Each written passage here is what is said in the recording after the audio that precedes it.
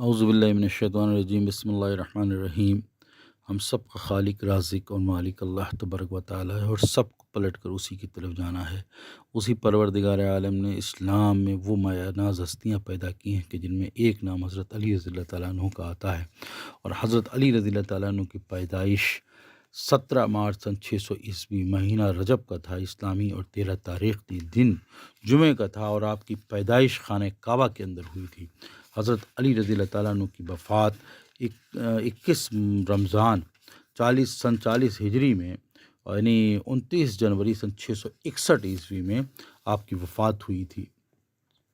وہ حضرت علی رضی اللہ تعالیٰ عنہ جن کو بے شمار القاب سے یاد کیا جاتا ہے، جیسے شیر خدا،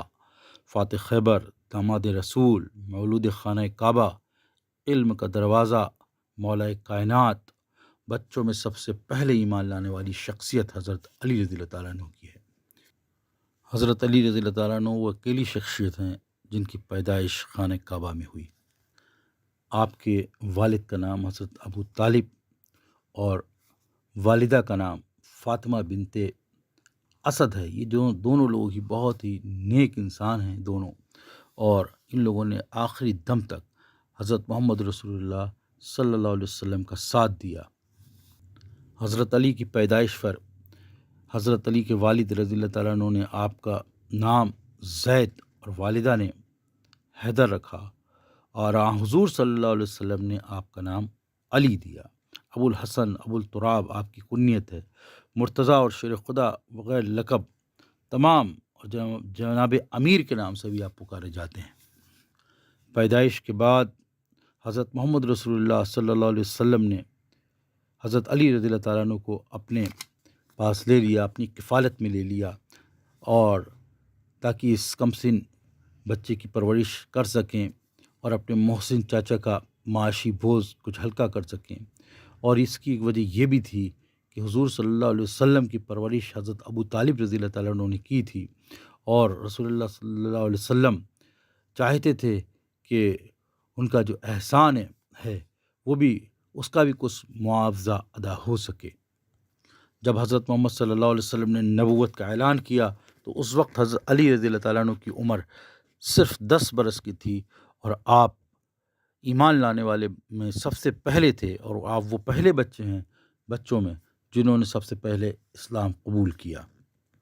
حضرت علی رضی اللہ تعالیٰ عنہ کی زندگی عشق مصطفیٰ صلی اللہ علیہ وسلم سے بھری ہوئی تھی۔ ان کی جان ہر وقت اپنے پیارے آقا حضرت محمد صلی اللہ علیہ وسلم کے لیے حاضر رہتی تھی۔ وہ کبھی بھی حضور صلی اللہ علیہ وسلم کی خدمت سے پیچھے نہیں ہٹتے تھے۔ حضور صلی اللہ علیہ وسلم کو 13 برس تک جتنی تکلیفیں اشرار قریش اور مکہ والوں نے دی، حضرت علی رضی اللہ تعالیٰ عنہ ان سب میں برابر کے شریک رہے۔ جب وہ آئے دن کی تکلیفیں انتہا کو پہنچ گئیں اور کفار نے حضور صلی اللہ علیہ وسلم کو شہید کرنے کا پکا ارادہ کر لیا، نعوذ باللہ من ذالک، تو مجبور ہو کر حضور پر نور صلی اللہ علیہ وسلم کو اللہ پاک کی طرف سے ہجرت کرنے کا حکم ملا۔ مگر یہ روانگی حضرت علی رضی اللہ تعالیٰ عنہ کے عشق کا بہت سخت امتحان تھی۔ حضور صلی اللہ علیہ وسلم نے حکم دیا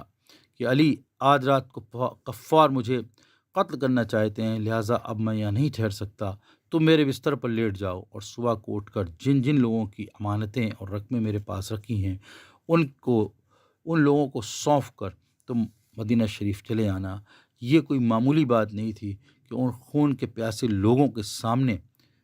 حضور پر نور صلی اللہ علیہ وسلم کے بستر پہ لیٹ جانا۔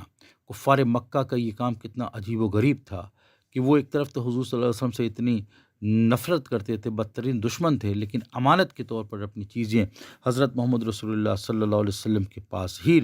رکھا کرتے تھے۔ ایسے سخت وقت میں جب کہ خود ان کی جان خطرے میں تھی، اپنے چچیرے بھائی کو بھی محض اس لیے ننگی تلواروں کے سپرد کر دیا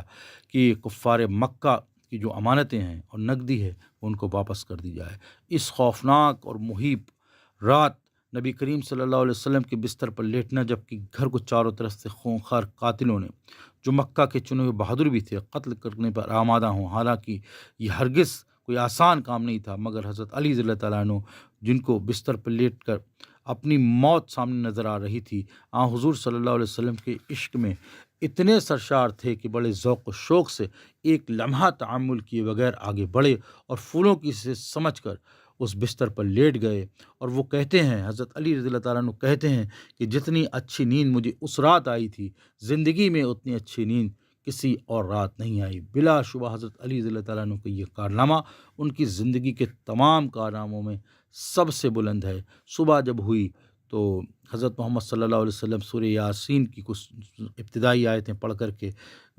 اور ان پہرے داروں کو جو لوگ پہرا دے رہے تھے ان پر پھینک کر کے، کفار و مشرکین کی طرف پھینک کر کے نکل گئے، اور بستر پر جب صبح پہنچے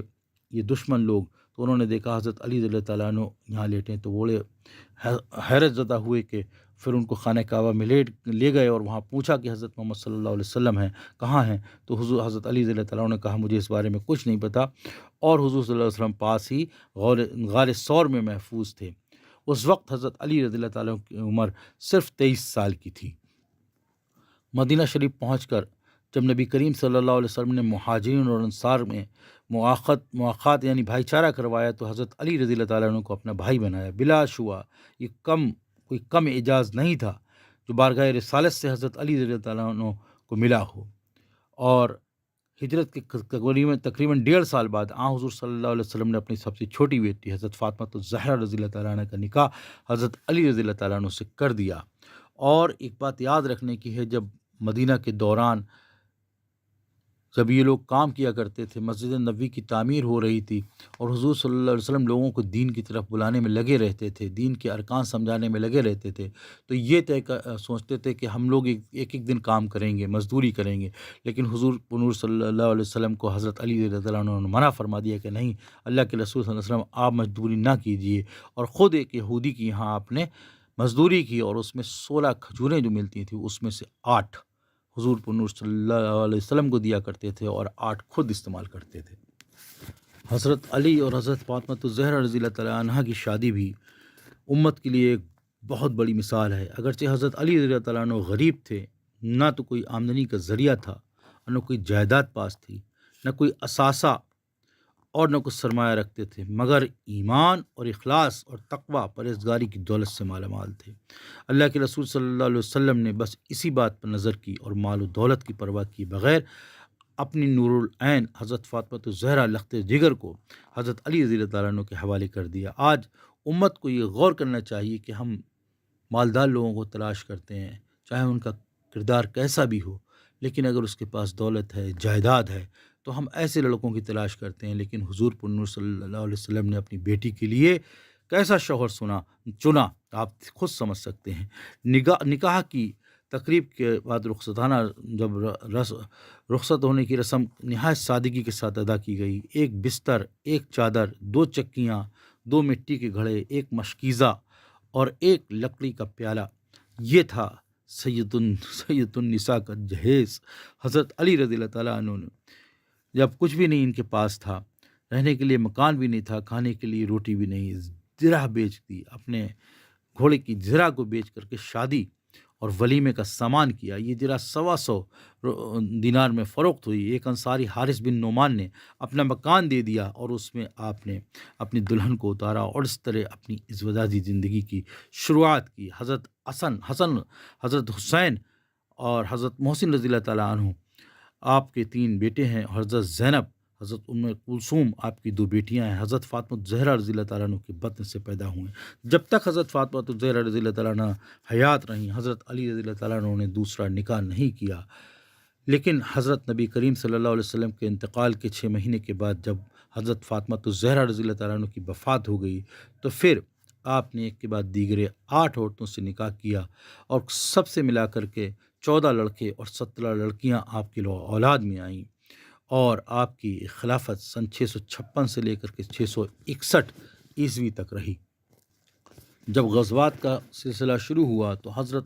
علی رضی اللہ تعالیٰ عنہ نہایت دلیری اور شجاعت کے ساتھ میدان جنگ میں کود پڑے، اور شاید ہی کوئی ایسی جنگ ہو جس میں آپ نے حصہ نہ لیا ہو۔ غزوہ بدر، جنگ احد، قضیہ بنو نصبہ، خندق کی لڑائی، بنو قریظہ کی لڑائی،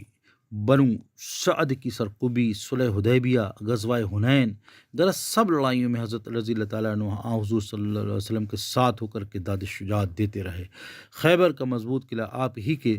زور بازو پر فتح ہوا تھا۔ جب 23 جون 656 عیسوی 24 ذی الحجہ 35 ہجری مطابق کہ وہ حضرت عثمان غنی رضی اللہ تعالیٰ عنہ کو شہید کیا گیا، تو بہت بڑی بات تھی کہ باغیوں کے درمیان آپ نے اپنے دونوں بیٹوں کو حضرت عثمان غنی رضی اللہ تعالیٰ عنہ کے مکان کے دروازوں پر مقرر کر دیا کہ وہ لوگ دیکھیں کہ گھر کے اندر کوئی گھسنے نہ پائے، لیکن جو دشمنان اسلام تھے وہ پیچھے کی دیواروں سے کود کر حضرت عثمان غنی رضی اللہ تعالیٰ عنہ کے گھر میں داخل ہو گئے اور ان کو وہاں شہید کر دیا۔ یہ بہت بڑی بات ہے کہ ایسے نازک وقت میں ان کے ساتھ وفاداری کرنا، یہ بات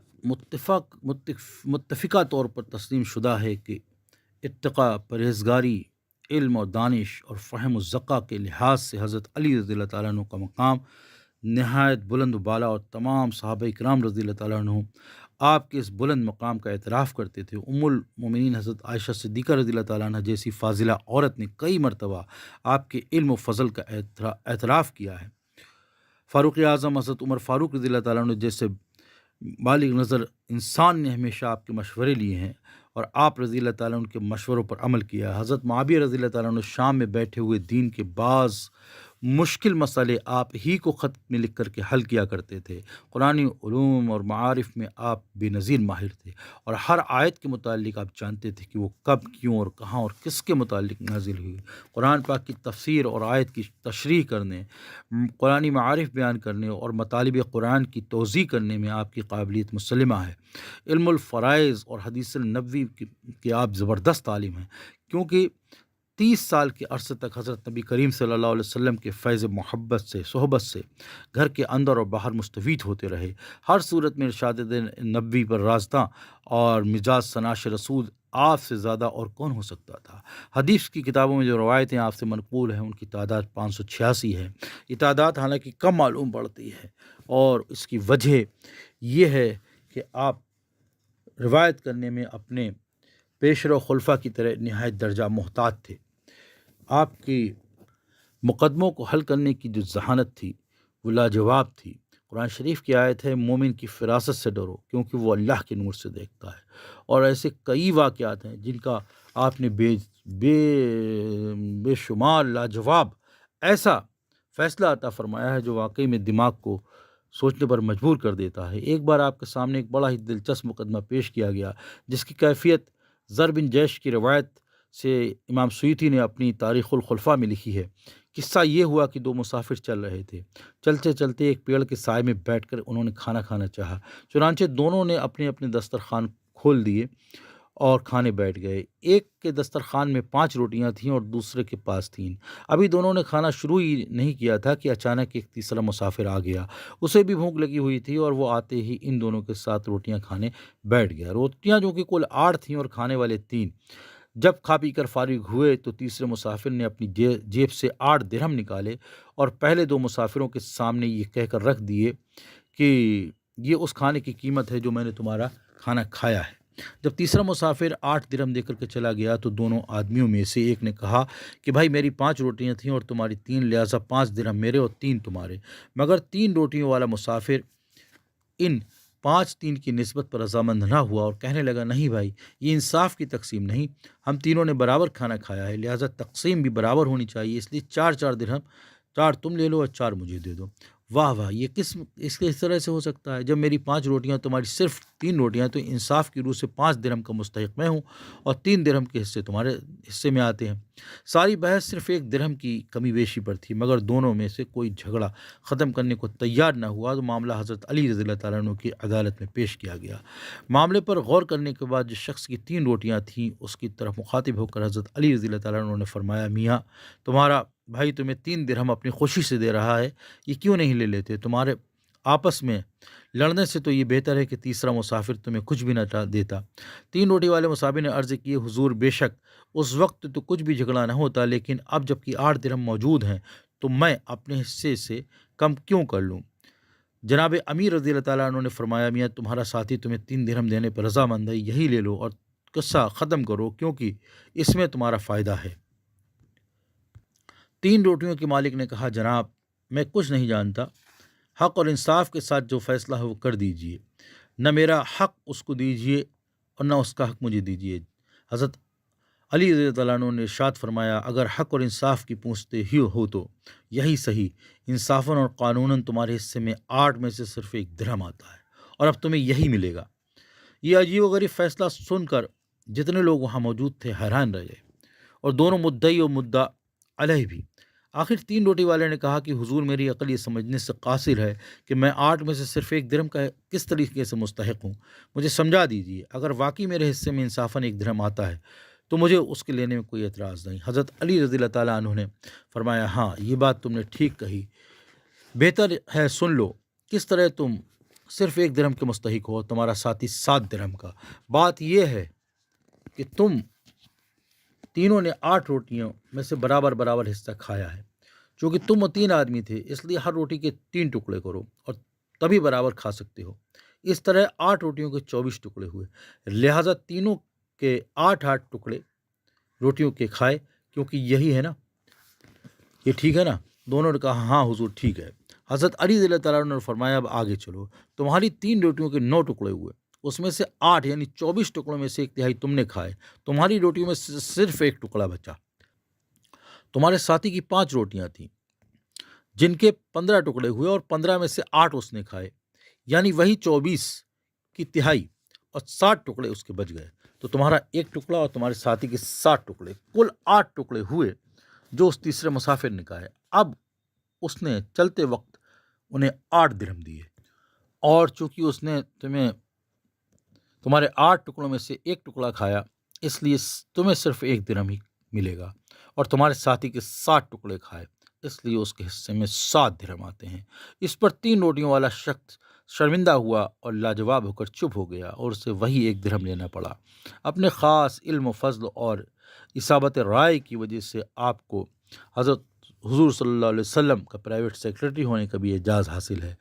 جو وحی حضور صلی اللہ علیہ وسلم پر نازل ہوتی وہ آپ لکھتے، اور دوسرے صاحب بھی لکھا کرتے تھے، اور قبیلوں اور قوموں کے جو معاہدے ہوتے وہ حضور صلی اللہ علیہ وسلم آپ ہی سے لکھواتے تھے۔ چنانچہ صلح حدیبیہ کا معاہدہ بھی آپ ہی نے لکھا تھا، جس پر مکہ کے قریش اپنی بدفطری کی وجہ سے قائم نہ رہ سکے، اور حضور صلی اللہ علیہ وسلم کو 10,000 قدسیوں کے ساتھ مکہ کی پیش قدمی کر کے اسے فتح کرنا پڑا۔ پھر حضور صلی اللہ علیہ وسلم نے آپ کو یمن کا قاضی اور مبلغ اسلام مقرر کر کے بھیجا، تاکہ تبلیغ اسلام کے ساتھ وہاں کے جھگڑوں کا بھی فیصلہ کریں۔ اس خدمت کو بھی آپ رضی اللہ تعالیٰ عنہ نے بخوبی انجام دیا۔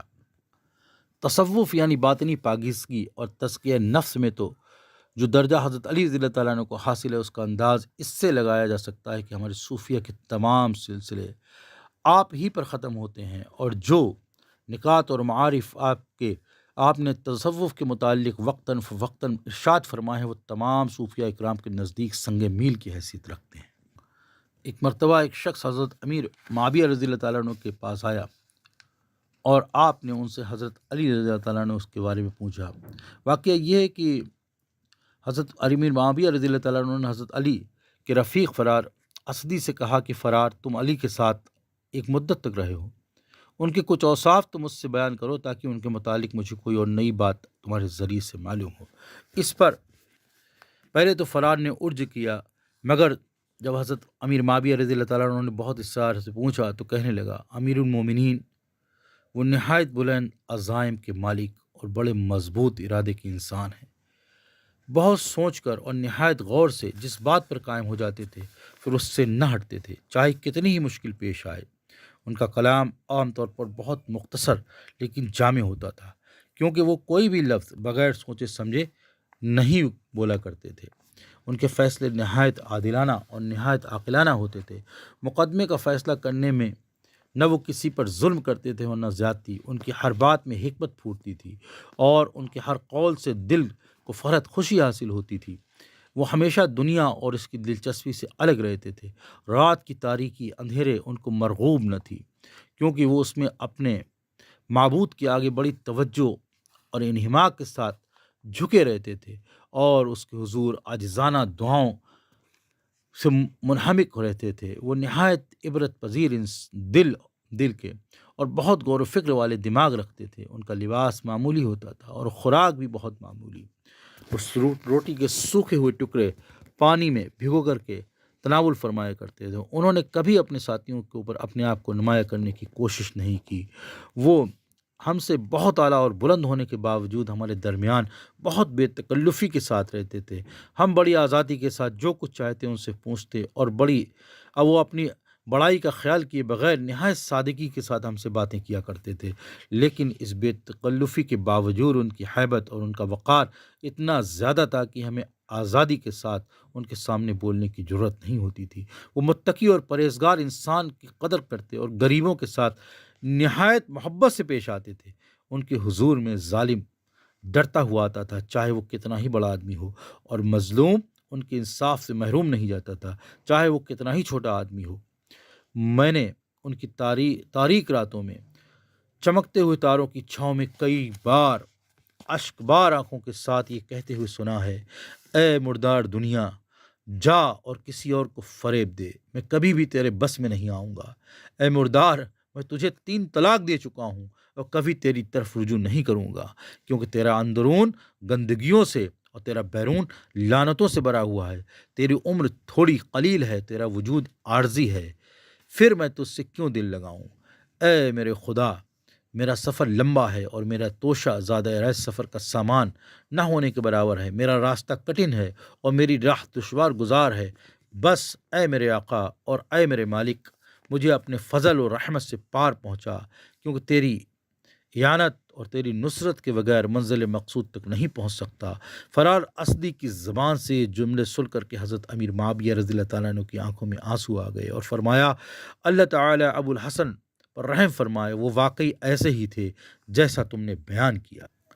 جنگ جمل کے بعد حضرت عائشہ رضی اللہ تعالیٰ عنہ نے کچھ دن کے لیے بصرہ میں قیام فرمایا تھا، اور بصرہ پر حضرت علی رضی اللہ تعالیٰ عنہ کی حکومت تھی۔ اسی دوران ایک دن حضرت علی رضی اللہ تعالیٰ عنہ حضرت عائشہ رضی اللہ تعالیٰ عنہ سے ملنے ان کے مکان پر گئے۔ وہاں اس وقت چند لوگ ایسے بھی تھے جو حضرت عائشہ رضی اللہ تعالیٰ عنہ کی طرف سے حضرت علی رضی اللہ تعالیٰ عنہ سے لڑ کر زخمی ہو گئے تھے۔ حضرت عائشہ رضی اللہ تعالیٰ عنہ ان کو اپنے پاس رکھ کر ان کا علاج کروا رہی تھیں۔ اپنے ایسے دشمنوں کو پا کر جنہوں نے ان کے لیے تلوار اٹھائی تھی، حضرت علی رضی اللہ تعالیٰ عنہ آسانی سے انہیں قتل کر سکتے تھے، مگر یہ حضرت عائشہ رضی اللہ تعالیٰ عنہ کا احترام ہی تھا کہ آپ نے ان سے کوئی جواب طلبی نہ کی اور حضرت عائشہ رضی اللہ تعالیٰ عنہ کی خدمت میں تھوڑی دیر ٹھہر کر واپس چلے آئے۔ ابھی مکان سے تھوڑی ہی دور تشریف لائے تھے کہ پیچھے سے 2 آدمی بھاگتے ہوئے آئے اور کہنے لگے، امیر المومنین 2 آدمی عائشہ رضی اللہ تعالیٰ عنہ کے مکان پر کھڑے بلند آوازوں سے حضرت عائشہ رضی اللہ تعالیٰ عنہ کے متعلق نامناسب الفاظ کہہ رہے ہیں تاکہ وہ اندر گھر میں گھس میں اس کو سن لیں۔ اس پر حضرت علی رضی اللہ تعالیٰ عنہ نے حکم دیا کہ ان دونوں کو گرفتار کر کے پیش کیا جائے۔ جب وہ دونوں حضرت علی رضی اللہ تعالیٰ عنہ کے سامنے حاضر کیے گئے تو گواہوں کے بیانات کے مطابق ان دونوں پر ظلم ذاتی ثابت ہو گئی، تو حضرت علی رضی اللہ تعالیٰ عنہ نے یہ حکم دیا کہ ان دونوں بدبختوں کی گردن اڑا دی جائے۔ انہوں نے حرم رسول اور ام المومنین کی شان میں ایسی گستاخی کے کلمات کیوں کہے؟ جب حاضرین نے ان دونوں کی سفارش کی اور عرض کیا کہ ان جملوں پر سزا بہت سخت ہے اور دونوں نے بہت منت سماجت کی، تو آپ نے فرمایا، اچھا، سزائے موت منسوخ کرتا ہوں، لیکن ان کو عوام کے سامنے کھڑا کر کے 100 کوڑے لگائے جائیں تاکہ دوسروں کو عبرت حاصل ہو۔ جب حضرت عائشہ صدیقہ رضی اللہ عنہا بصرہ سے واپس مکہ معظمہ جانے لگیں تو جناب امیر حضرت علی رضی اللہ تعالیٰ عنہ نے عبداللہ بن جعفر رضی اللہ تعالیٰ عنہ سے کہا کہ 12,000 درہم بیت المال سے حضرت عائشہ رضی اللہ تعالیٰ عنہ کو سفر کے خرچ کے لیے دے دیے جائیں۔ حضرت علی رضی اللہ تعالیٰ عنہ دوسرے اصحاب کے ساتھ دور تک گئے اور حضرت امام حسن رضی اللہ تعالیٰ عنہ تو میلوں تک آپ کے ساتھ آئے۔ چلتے وقت حضرت علی رضی اللہ تعالیٰ عنہ نے 40 مسلح عورتیں آپ کے ساتھ حفاظت کے لیے کر دی۔ مرد اس لیے نہیں بھیجے کیونکہ خلاف ادب تھا۔ روانگی کے بعد حضرت عائشہ رضی اللہ تعالیٰ عنہ اور حضرت علی رضی اللہ تعالیٰ عنہ دونوں نے مجمع عام میں اپنی ذاتی صفائی کا اظہار کیا۔ حضرت عائشہ رضی اللہ تعالیٰ عنہ نے سب حاضرین کے سامنے فرمایا کہ مجھ کو علی رضی اللہ تعالیٰ عنہ سے کوئی قدورت نہ پہلے تھی اور اب نہ اب ہے۔ ہاں، ساس اور داماد کے بیچ میں جو باتیں کبھی کبھی ہو جایا کرتی ہیں اس سے میں انکار نہیں کرتی۔ حضرت علی رضی اللہ تعالیٰ عنہ نے بھی کچھ اسی قسم کے الفاظ فرمائے، جس کے بعد یہ مختصر قافلہ حجاز کو روانہ ہو گیا، اور یہ واقعہ سیرت حضرت عائشہ صدیقہ رضی اللہ تعالیٰ عنہ بحوالہ تاریخ طبری میں درج ہے۔ حضرت علی رضی اللہ تعالیٰ عنہ کے انتقال کے بعد کسی نے حضرت عائشہ رضی اللہ تعالیٰ عنہ سے پوچھا کہ حضرت نبی کریم صلی اللہ علیہ وسلم کو اپنی زندگی میں سب سے زیادہ پیارا کون تھا؟ حضرت عائشہ رضی اللہ تعالیٰ عنہ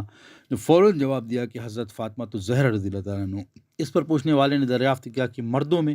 حضرت عائشہ صدیقہ رضی اللہ تعالیٰ عنہ نے ارشاد فرمایا، وہ فاطمہ کے شوہر تھے۔ حضرت علی رضی اللہ تعالیٰ عنہ جو بے حد عبادت گزار اور بہت زیادہ روزے رکھنے والے تھے، امام ترمذی نے اس بات کو نقل کیا ہے۔ اور یہ ہے مختصر سا ایک حضرت علی رضی اللہ تعالیٰ عنہ کا واقعہ، اور اس کے علاوہ بھی تمام جنگوں میں حضرت علی رضی اللہ تعالیٰ عنہ نے حصہ لیا، اور جنگ بدر میں جو پرچم تھا وہ حضرت علی رضی اللہ تعالیٰ عنہ کے ہاتھ میں دیا تھا، جو کہ 3 صحابی ایسے تھے جن کے پاس پرچم تھا، کیونکہ 313 لوگ تھے، اور ان کو رسول اللہ صلی اللہ علیہ وسلم نے ایک تکون کی شکل میں ایک دوسرے کے پیچھے پیٹ کر کے کھڑا کر دیا تھا، تو ہر کونے پر جو 3 لوگ تھے ان کے ہاتھ میں پرچم تھا، تو اس میں ایک حضرت علی رضی اللہ تعالیٰ عنہ بھی تھے۔ جنگ خیبر کا واقعہ تو بہت ہی لاجواب ہے، اور اس کو ابن ابی حدید نے اور بغوی نے اور بھی بہت سے تاریخ دانوں نے لکھا ہے، اور ان کا کہنا ہے کہ جب پیغمبر اسلام حضرت محمد صلی اللہ علیہ وسلم بھی بیمار پڑ گئے تو حضرت ابوبکر صدیق رضی اللہ تعالیٰ عنہ نے فوج کی کمان سنبھالی اور یہودیوں پر شدید حملہ کیا، لیکن ان کی شدید مزاحمت کی وجہ سے ان کو پیچھے ہٹنا پڑا۔ حضرت عمر رضی اللہ تعالیٰ عنہ نے بھی شدید حملے کیے، مگر یہودیوں کی پائیداری کے سامنے جنگ خیبر میں بے بس ہو گئے اور کہا کہ ان قلعوں کو فتح کرنا میرے بس کی بات نہیں۔ جب پیغمبر اسلام حضرت محمد صلی اللہ علیہ وسلم کو علم ہوا تو حضرت عمر رضی اللہ تعالیٰ عنہ نے لشکر اسلام کی سبا سالی سے معذوری چاہیے، تو آپ نے حضرت علی رضی اللہ تعالیٰ عنہ کی ذمہ داری سونپنے کا فیصلہ کر لیا، اور آپ نے کہا کل میں پرچم ایسے شخص کے ہاتھ میں دوں گا جس سے یہ قلعے فتح ہوں گے۔ اور صبح کے وقت حضرت علی رضی اللہ تعالیٰ عنہ کو بلایا گیا تو آپ کی آنکھیں دکھ رہی تھیں اور آپ کو بخار تھا۔ حضور صلی اللہ علیہ وسلم نے اپنا لعاب دہن حضرت علی رضی اللہ تعالیٰ عنہ کی آنکھوں میں لگایا، وہ آنکھیں اسی وقت ٹھیک ہو گئیں، اور حضور پر نور صلی اللہ علیہ وسلم نے پرچم حضرت علی رضی اللہ تعالیٰ عنہ کے ہاتھوں میں دیا۔ اور خیبر کے مشہور قلعے نطات پر جب حلہ بولا گیا تو اس دن ایک شخص جس کے سر پر فولادی خود تھا نطات قلعے کی دیوار پر پہنچا اور مسلمانوں کو مخاطب کرتے ہوئے بولا تمہارا سپہ سالار کون ہے؟ جواب میں حضرت علی رضی اللہ تعالیٰ عنہ نے دیوار کے نیچے سے آواز لگائی مسلمانوں کا سپہ سالار میں ہوں اور میرا نام علی بن ابی طالب ہے۔ اس شخص نے للکارتے ہوئے کہا یا علی میرا نام مرحب ہے، اور ان 8 قلعوں میں سے جنہیں تم دیکھ رہے ہو ایک کا نام میرے نام پر رکھا گیا ہے، کیا تم نے اتنی جرت اور اتنا ہمت ہے کہ تم میرا مقابلہ کر سکو؟ حضرت علی رضی اللہ تعالیٰ عنہ نے اونچی آواز میں کہا کہ میری ماں نے حیدر رکھا ہے، اور حیدر شیر ہوتا ہے، میں نے آج تک لڑائی میں کوئی دعوت رد نہیں کی، لہذا تیری دعوت بھی رد نہیں کرتا ہوں۔ مرب نے کہا تو پھر میں قلعے سے باہر آ کر تمہاری طاقت کا امتحان لیتا ہوں۔ یہ کہنے کے بعد مرب دیوار سے نیچے اترا اور قلعے کے باہر نکل آیا۔ اس کے پیچھے قلعے کا دروازہ دوبارہ بند ہو گیا، اگرچہ حضرت علی رضی اللہ تعالیٰ عنہ کی آنکھیں دکھ رہی تھیں، حضور کے لعاب دہن سے اس میں آرام مل چکی تھی اور ان کا بدن پر ذرا بھی نہیں تھی، اس کے باوجود انہوں نے مرحب کو جس کے سر پر آہنی خود اور بدن پر مضبوط جرا تھی جم کر مقابلہ کیا اور آخرکار اسے موت کے گھاٹ اٹھانے میں کامیاب ہو گئے۔ مرحب کو شکست دینے کے بعد حضرت علی رضی اللہ تعالیٰ عنہ نے یہ حکم دیا کہ قلعہ نطات کے دروازوں کو شیاطینوں کی مدد سے توڑ دیا جائے، اور وہ جو قلعہ نہیں ٹوٹتا تھا اس کو حضرت علی رضی اللہ تعالیٰ عنہ نے اپنی طاقت سے توڑ دیا، اور ان قلعوں کو فتح کرنے کے بعد آپ کا نام فاتح خیبر پڑا۔ اور خیبر میں ہی وہ واقعہ بھی پیش آیا تھا کہ وہ شخص، وہ یہودی جس سے حضرت علی رضی اللہ تعالیٰ عنہ کا مقابلہ ہو رہا تھا، اس کو آپ نے پٹک دیا اور اس کے سینے پر بیٹھ گئے۔ اس قریب تھا کہ اس کی گردن اس کے تن سے جدا کر دیتے، لیکن اس نے حضرت علی رضی اللہ تعالیٰ عنہ کے منہ پہ تھوک دیا۔ جب اس نے آپ کے منہ پہ تھوکا تو آپ اس کو چھوڑ کر الگ کھڑے ہو گئے اور کہا کہ میں اب تجھے نہیں ماروں گا۔ اس نے کہا علی ابھی تو تم مجھے جان سے مارنے والے تھے، لیکن تم نے اب مجھے چھوڑ کیوں دیا؟ تو آپ نے فرمایا کہ ابھی تک جو تیری اور میری جنگ تھی، جو میری لڑائی تھی، مذہب کی خاطر تھی، اللہ اور رسول کے لیے تھی، لیکن جب تو نے میرے منہ پر تھوک دیا تو میرے دل میں یہ بات آئی کہ تو نے میری بے عزتی کی ہے، لیکن میں اپنے لیے کبھی کسی سے بدلہ نہیں لیتا اور میں تجھے معاف کرتا ہوں۔ آج ہمیں غور کرنا چاہیے کہ ہم اپنی زندگیوں میں کیا کر رہے ہیں۔ ہماری جتنی دشمنیاں ہیں، ہماری جتنی لڑائی ہے، ہمارے جتنے رشتے ٹوٹے ہوئے ہیں، وہ صرف ان باتوں پہ ٹوٹے ہیں کہ فلاں نے ہمیں پوچھا نہیں، ہمیں کوئی اہمیت نہیں دی۔ ارے ہماری کیا اہمیت ہے؟ ہم مٹی کا ڈھیر ہیں۔ ذرا غور کریں کہ حضرت علی رضی اللہ تعالیٰ عنہ کتنی بڑی شان کے مالک تھے، اور وہ اپنے لیے کبھی کسی سے کوئی بدلہ نہیں لیتے، معافی کیا کرتے تھے۔ یہی حضور صلی اللہ علیہ وسلم نے کیا لیکن ان کے جتنے بھی لڑائیاں تھیں، جتنی بھی قدرت تھی، جتنے بھی لوگوں سے اختلاف تھے، وہ صرف مذہب کے لیے ہوا کرتے تھے، اور وہ معاف کرتے بھی تھے۔ اور یاد کرنے والی بات ہے جب ابن ملزم نے آپ پر حملہ کیا تھا، اور جب آپ زخمی ہو گئے تھے اور بے ہوش ہو گئے تھے، اور بے ہوش ہونے کے بعد جب ہوش آیا تو حضرت امام حسین رضی اللہ تعالیٰ عنہ آپ کے لیے دوائی اور ایک پیالے میں دودھ لے کر کے آیا، اور آپ کی نظر ابن ملزم پر پڑی۔ آپ نے پوچھا یہ کون پریشان سا حال بیٹھا ہوا ہے، اتنا گھائل ہے، جس کو لوگوں نے اتنا پیٹا ہوا ہے، یہ کیوں ایسا بیٹھا ہے، یوں پریشان ہے؟ تو آپ نے لوگوں نے فرمایا، حضرت امام حسین رضی اللہ تعالیٰ عنہ نے اور ساتھیوں نے فرمایا کہ وہ شخص ہے جس نے آپ کے اوپر حملہ کیا ہے اور اسی کی وجہ سے آپ کو شہادت کے قریب پہنچا دیا ہے۔ تو آپ نے فرمایا کہ ارے یہ تو بہت پریشان ہے، اس دودھ کی مجھے ضرورت نہیں ہے، اس دودھ کو لے جا کر اس کو پلا دو۔ یہ اخلاق ہے حضرت علی رضی اللہ تعالیٰ عنہ کا اپنے دشمنوں کے متعلق۔ آج ہم غور کریں، ہم کہاں کھڑے ہیں، ہم کس طرف جا رہے ہیں، ہم کس دین کے پیروکار ہیں، ہم کس نبی کے ماننے والے ہیں، ہم کب کیوں حضرت علی کا یا علی کا نعرہ لگاتے ہیں؟ جب ہم نعروں کی باتیں آتی ہیں، دکھاووں کی باتیں ہیں، تو ہم تو بہت آگے ہو جاتے ہیں، لیکن جب عمل کی بات آتی ہے تو ہم اتنا پیچھے کیوں ہٹ جاتے ہیں؟ جن باتوں پہ ہم عمل کر سکتے ہیں، جو باتیں ہمارے اختیار میں نہیں، جن باتوں کو ہم سے زبردستی کرایا جاتا ہے، ان کو چھوڑ دیجئے۔ لیکن ہم اپنوں سے جب دشمنی پہ آمادہ ہو جاتے ہیں تو ہمیں یہ بات خیال میں نہیں آتی کہ حضور صلی اللہ علیہ وسلم نے تو اپنے لیے کبھی کسی سے بدلہ نہیں لیا۔ حضور صلی اللہ علیہ وسلم کے چاہنے والے حضرت علی رضی اللہ تعالیٰ عنہ نے اپنے لیے تو لوگوں کو معافی کیا ہے، تو ہم کیوں ذرا سی باتوں پہ اپنے رشتوں کو توڑے بیٹھے ہیں؟ ساتھیوں، یاد رکھیے، شب قدر جیسی رات میں اللہ تبارک و تعالیٰ ان لوگوں کو معاف نہیں کرتا جو رشتوں کو توڑنے والے ہوتے ہیں، لوگوں سے کینہ رکھنے والے ہوتے ہیں۔ ابھی بھی وقت ہے، قبر کی وہ تھوڑی سی ذرا سی جگہ ہمیں نصیب ہونے والی ہے، اس میں بھی ہڈیاں ہماری گل جائیں گی۔ کیا ہماری حیثیت ہے؟ غور کرو، اس دنیا سے جاؤ تو ایسے جاؤ کہ وہ لوگ جو ہمارے دشمن تھے وہ بھی ہمارے اوپر آنسو بہائیں، تب تو کچھ بات ہے، ورنہ دنیا میں تو سبھی آئے جانے کے لیے۔ حضرت علی رضی اللہ تعالیٰ عنہ کا بیان تو گھنٹوں تک چل سکتا ہے، لیکن جو ضروری باتیں تھیں وہ ہم نے اس میں عرض کر دی ہیں، کوشش کری ہے حضرت علی رضی اللہ تعالیٰ عنہ کی زندگی کو آپ کے سامنے پیش کرنے کی۔ اللہ تبارک و تعالیٰ اپنی بارگاہ میں اس کو قبول فرمائے، اور ہم سب کے لیے حضرت علی رضی اللہ تعالیٰ عنہ کو ہمارا مشعل راہ بنائے، اور ہماری زندگیاں ان کے طریقوں پر ہو جائیں۔ اللہ تبارک و تعالیٰ سے یہی دعا ہے۔